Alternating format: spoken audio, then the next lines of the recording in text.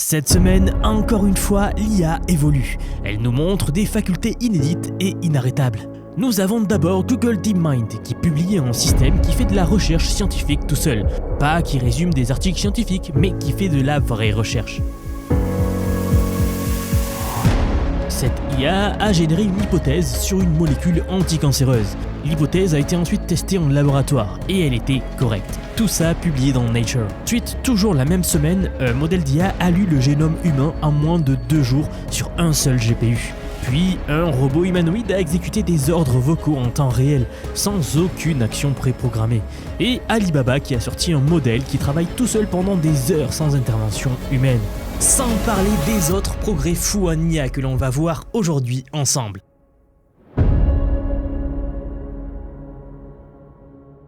Messieurs, dames, un plaisir de vous retrouver pour ce nouveau numéro.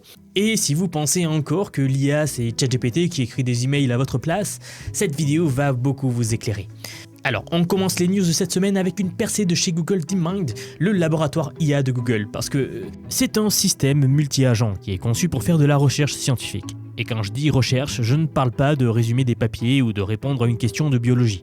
Je parle de vraie recherche. Concrètement, vous lui donnez un problème, donc du genre trouver un nouveau traitement pour la fibrose hépatique, et ce système IA va générer des hypothèses, il va fouiller la littérature, identifier les lacunes, critiquer ses propres idées, les affiner, et enfin, au bout du compte, proposer des expériences concrètes à mener en laboratoire. En fait, c'est plusieurs agents IA qui vont débattre entre eux, qui vont se contredire, qui vont éliminer les pistes faibles, qui vont renforcer les pistes fortes, un peu comme une salle de recherche virtuelle qui tournerait en continu.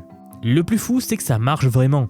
Une collaboration avec l'université de Yale a produit une nouvelle hypothèse sur le silmitacertib, qui est une molécule capable de rendre des tumeurs froides visibles au système immunitaire. L'hypothèse a été générée par la machine, testée en labo et confirmée expérimentalement. Là, on est dans la découverte scientifique assistée par IA. Et d'ailleurs, Google DeepMind n'est pas le seul sur ce créneau. En à peine 18 mois, tout un secteur a émergé autour de cette idée. Lila Science, Medra AI, qui a levé 52 millions de dollars, Philo avec son Biomni Lab, et j'en passe. L'IA scientifique, c'est devenu un vrai marché.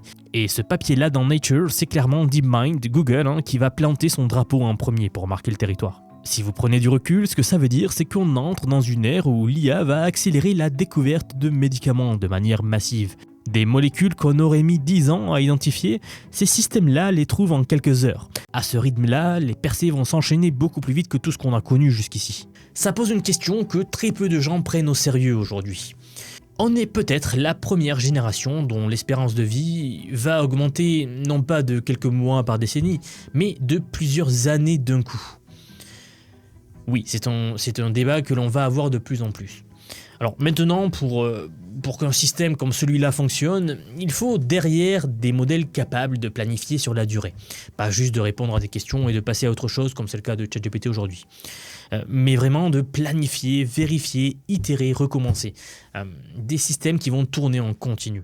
C'est exactement ce que vise Alibaba avec le nouveau Qwen 3.7 Max, notre news suivante, et qui a été annoncé la semaine dernière au Cloud Summit de Hangzhou en Chine. Ce modèle-là, il n'est pas conçu pour le chat, il est conçu pour l'action autonome. Il a une fenêtre de contexte d'1 million de tokens, un mode de raisonnement étendu intégré et surtout une architecture qui est pensée de A à Z pour les tâches agentiques. Que ce soit des missions de codage qui durent plusieurs heures ou des chaînes d'appels d'outils, bref, des workflows où le modèle bosse tout seul pendant longtemps sans qu'on ait besoin de le relancer. Les benchmarks sont là pour le prouver. Donc, il score 57% sur l'Artificial Analysis Intelligence Index, donc ce qui en fait le premier modèle chinois en tête de ce classement, 60,6% sur le SWE Pro, 92,4% sur le GPQA Diamond, ce qui est au-dessus de DeepSeek V4 Pro sur les tâches de codage. Le modèle intègre aussi la vision, ce qui veut dire qu'on peut le brancher sur la caméra d'un robot quadrupède, par exemple, ou de votre portable, et ainsi le laisser naviguer tout seul en temps réel dans un environnement qu'il n'a jamais vu. Côté prix, forcément, c'est aussi agressif. 2,50$ par million de tokens en entrée,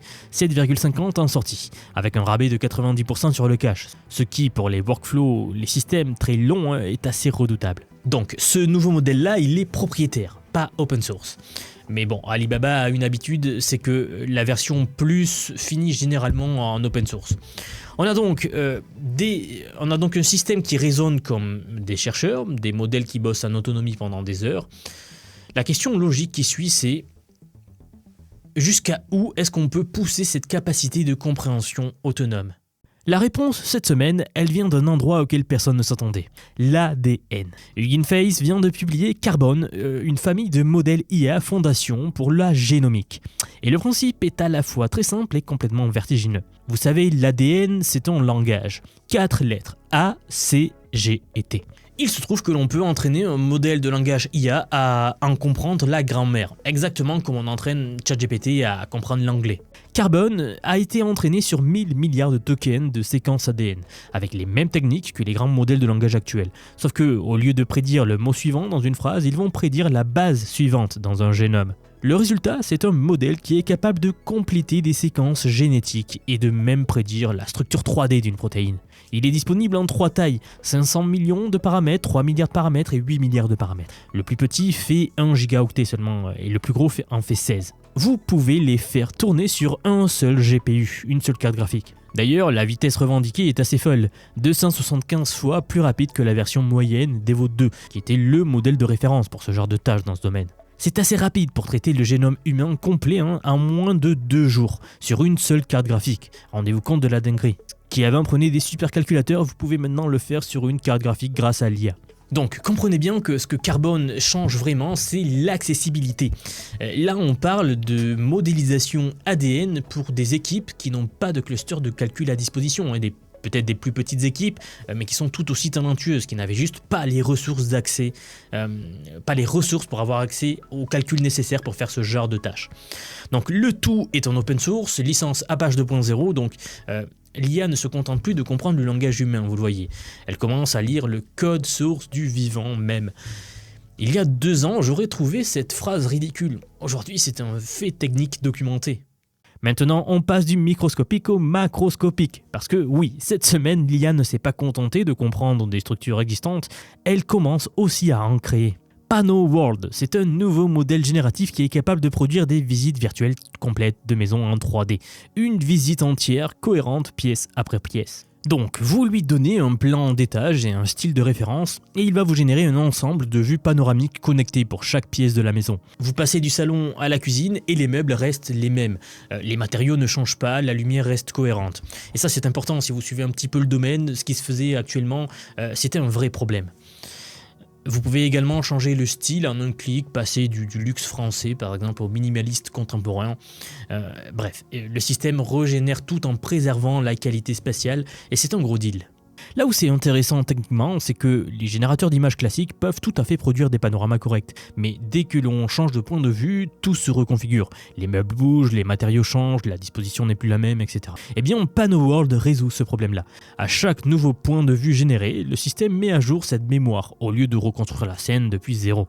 Il y a aussi un nouveau module qui s'appelle le Room Aware Group Attention, donc qui empêche les informations visuelles de traverser les murs entre les pièces. Dit comme ça paraît évident, mais je vous l'ai dit, c'est un vrai casse-tête technique quand on génère des panoramas pièce par pièce.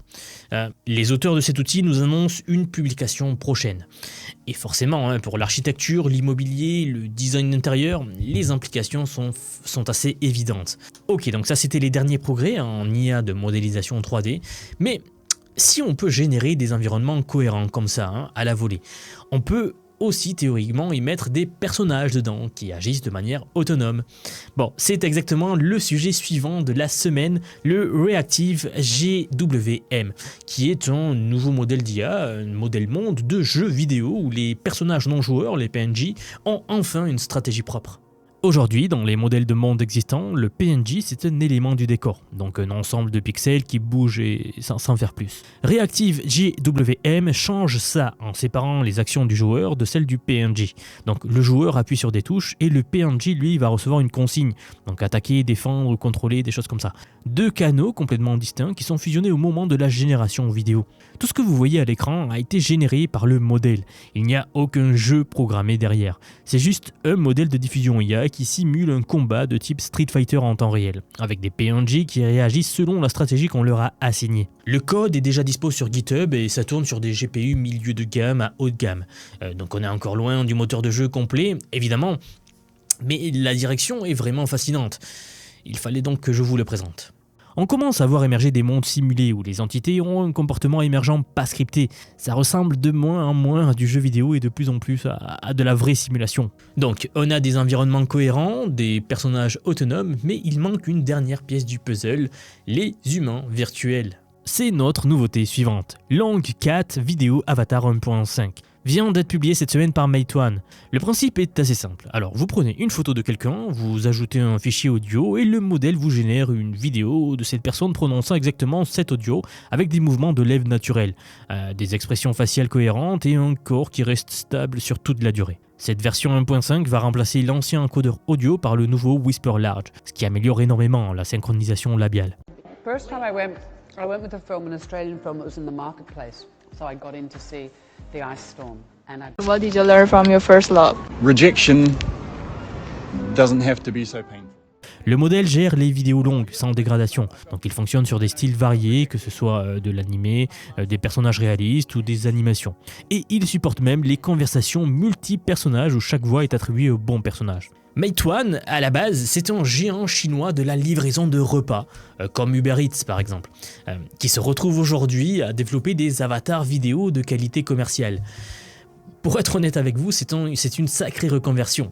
Ils n'ont pas raté le virage. Donc, le modèle est entièrement open source avec le code et les poids disponibles dès maintenant en téléchargement libre. Et puisqu'on peut animer maintenant des humains virtuels de manière réaliste, la question qui vient tout de suite après, c'est pourquoi ne pas l'habiller en temps réel aussi? C'est exactement la news suivante, l'avancée, la percée en IA suivante, ce nouvel outil qui s'appelle Fashion Chameleon. Alors, c'est un projet signé Alibaba. Si vous vendez des produits en ligne, ou si vous avez une boutique de vêtements, ou simplement si vous voulez tester des looks sur vous, ça va vous intéresser. On parle d'essayage virtuel en vidéo en temps réel à 24 images par seconde, le tout sur une seule carte graphique. Vous avez un mannequin en mouvement et plusieurs vêtements.